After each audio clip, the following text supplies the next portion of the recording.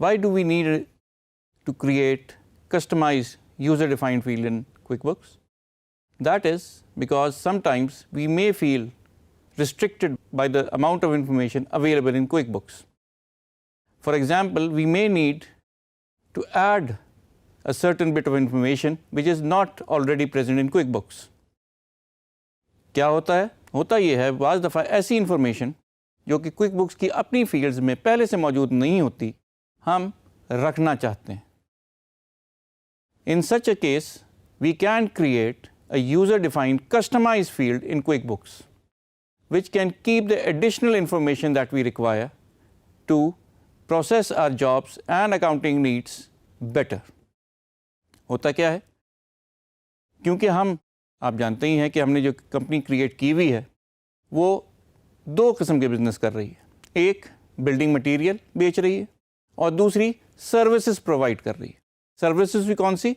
जो कि construction related है, भले वो सब कॉन्ट्रैक्टिंग हो या कंस्ट्रक्शन कंप्लीट हो. इन दोनों केसेस में हम बहुत सारी चीज़ें बिल्डिंग मटेरियल की सूरत में अपने कस्टमर को बेचते हैं. और क्योंकि हम एक लिहाज से बायर्स भी हैं, क्योंकि हम मैन्युफैक्चरर से चीज़ें ख़रीदते हैं और आगे अपने क्लाइंट्स और कस्टमर्स को बेचते हैं, तो हमें पता होना चाहिए कि हमारे कस्टमर्स और क्लाइंट्स में कौन सी चीज़ें ज़्यादा मकबूल हैं और हाथों हाथ ख़रीदी जाती हैं. क्योंकि हम चाहेंगे कि हम उन चीज़ों का स्टॉक ज़्यादा रखें जो कि ज़्यादा बिकती हैं और उन चीज़ों का स्टॉक कम से कम रखें जो कम बिकती है. इसका तरीक़ाकार ये है कि हम एक फील्ड ऐसी बनाएं जिससे हम बिल्डिंग मटेरियल ब्रांड नेम के साथ अपने पास स्टोर कर सकें. In this case, two of the most used material in buildings are steel, जिसे हम सरिया कहते हैं, और सीमेंट. अगर हम हर कस्टमर के अगेंस्ट ये इन्फॉर्मेशन रखना शुरू कर दें कि ये किस ब्रांड का सरिया और किस ब्रांड का स्टील पसंद करता है, तो हमें अंदाज़ा हो जाएगा कि हमारे जितने प्रोजेक्ट्स चल रहे हैं और जितने कस्टमर्स हमसे चीज़ें ले रहे हैं वो किस ब्रांड को प्रेफर करते हैं. आइए हम चल के क्विकबुक्स में देखते हैं कि हम ये कैसे रिकॉर्ड कर सकते हैं कि हमारे कस्टमर्स का प्रेफर्ड ब्रांड कौन सा है, कौन सा ब्रांड वो प्रेफर करते हैं और किस तरह से हमें उनकी प्रेफरेंस रिकॉर्ड करनी है. जैसे कि मैंने आपको बताया कि we need to create a user defined field to capture this bit of information. आए स्क्रीन पे देखें कि हम कैसे करते हैं. Once again, this is your home page for that particular customer. All you need to do is go to customer centre और आपके पास कस्टमर्स की लिस्ट सामने नज़र आने शुरू हो जाएगी. अब हमने ये देखना है कि हम किस तरह इनके पास एक नई field, customer defined field add करें. जब भी आप कस्टमर को क्लिक करेंगे तो आपके पास सामने कस्टमर का पूरी इन्फॉर्मेशन आ जाएगी. आपको इस टैब एडिशनल इन्फो में जाना है, जहां आपसे वो एडिशनल इन्फॉर्मेशन मांग रहा है और राइट हैंड साइड पे आपको नज़र आ रहा होगा कि यहाँ कस्टम फील्ड्स की प्रोविज़न मौजूद है. लेकिन अभी यहाँ कोई भी कस्टम फील्ड नज़र नहीं आ रही क्योंकि अभी तक हमने क्रिएट ही कोई नहीं की. नीचे आपको डिफाइन फील्ड्स वाला बटन नज़र आ रहा है. All you have to do is click on it और जैसे ही आप इसे क्लिक करेंगे आपको कस्टम डिफाइंड फील्ड का सेटअप बॉक्स नज़र आ जाएगा. जो आप हेडिंग देना चाहे वो यहाँ टाइप कर दें, सीमेंट एंड स्टील.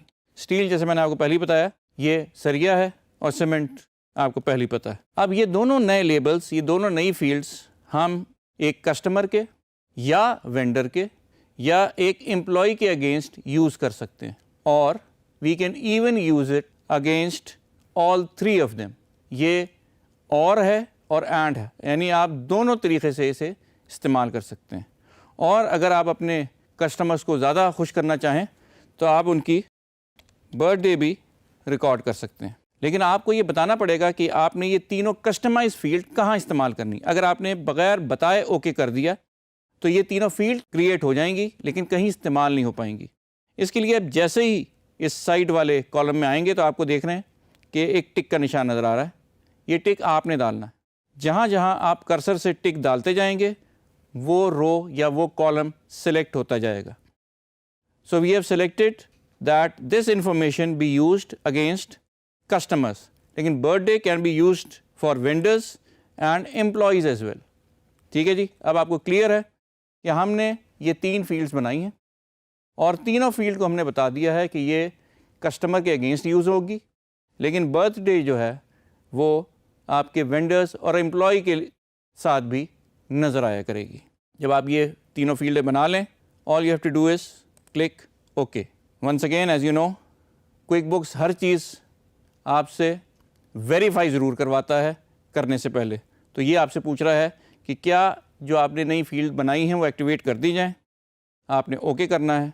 अब आपके पास वो तीनों फील्ड्स अवेलेबल हैं। आइए हम आसानी के लिए इन तीनों फील्ड्स को अपने कस्टमर्स के लिए फिल कर देते हैं।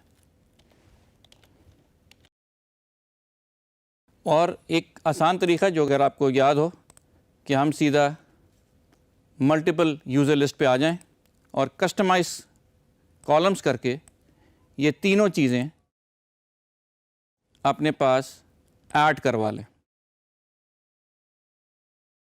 अब हमारे पास ये तीनों इन्फॉर्मेशन इस मल्टीपल स्क्रीन पे मौजूद है।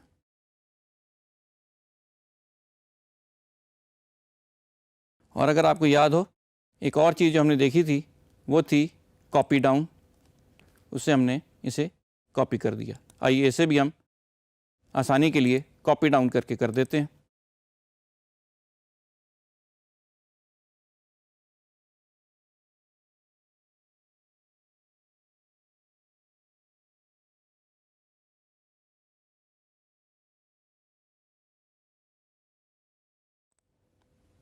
अब हमारे पास सारी इन्फॉर्मेशन हमारे यूज़र के हिसाब से मौजूद है। Save changes and let's move out. अब ये इन्फॉर्मेशन हमने अपने पास रख ली है। जब भी ट्रांजैक्शन होगी हमें पता होगा कि कौन सा हमारा यूज़र कौन सी सीमेंट और कौन सा स्टील प्रेफर करता है। इसको देखने के लिए हमें एक रिपोर्ट बनानी पड़ेगी। उस रिपोर्ट में हम अगर ये कस्टमाइज फील्ड्स इस्तेमाल करेंगे तो हमें पता चल जाएगा कि हमारा कस्टमर कौन कौन सी सीमेंट और कौन कौन सी स्टील प्रोडक्ट्स प्रेफर करता है। ये स्पेशलाइज रिपोर्ट भी हो सकती है और ये कोई आम रिपोर्ट भी हो सकती है जिसमें हम ये 2 फील्डें ऐड कर दें। इसका मतलब ये है कि हम रिपोर्ट को भी कस्टमाइज कर सकते हैं to use user defined fields for our own reporting purposes. Reports में ये कैसे यूज़ होगा, कहाँ यूज़ होगा, we'll see in our next lecture. Thank you.